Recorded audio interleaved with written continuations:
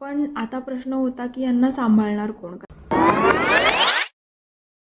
कालच्या पप्पीजला मी every 2 hours feed करत होती. रात्री अलार्म लावून त्यांची केअर करत होती.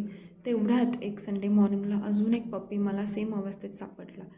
ते तर बिचारं 2 दिवस पावसात पडून होतं. त्याला अक्षरशः खूप टिक्स लावले होते, जे मी घासून घासून साफ केले. संडे पूर्ण डे मी पुण्यातल्या सगळ्या NGOज, रेस्क्यू सेंटरला कॉल केले, बट सॅडली कोणीही हेल्प करण्यासाठी रेडी नव्हतं. Not even single organization. एक शोधलं, पण ते घराच्या 50-60 किलोमीटर लांब होतं. बट तेही विथ हेवी हार्ट मी सगळ्या एकेका पप्पीसाठी पे करून त्यांना सोडायचा डिसिजन घेतला. एका बॉक्समध्ये त्यांना वॉर्म ठेवून घेऊन गेली होती मी, पण ट्रस्ट मी, मनात खूप विचार होते की ते सेफ राहतील की नाही. देवालाच काळजी असं म्हणून त्यांना तिथे ठेवलं आणि घरी आली. नेक्स्ट डे केअरटेकरकडे त्या बाळांचे व्हिडिओज मागितले आणि हे असे काही रिसीव केलेत.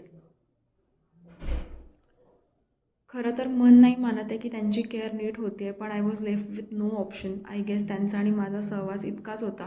बट आय एम ग्लॅड त्यांना त्या सिच्युएशनपासून मी बाहेर काढू शकले, and I miss them a lot. Wishing them all the best आणि एक हेल्दी लाईफ.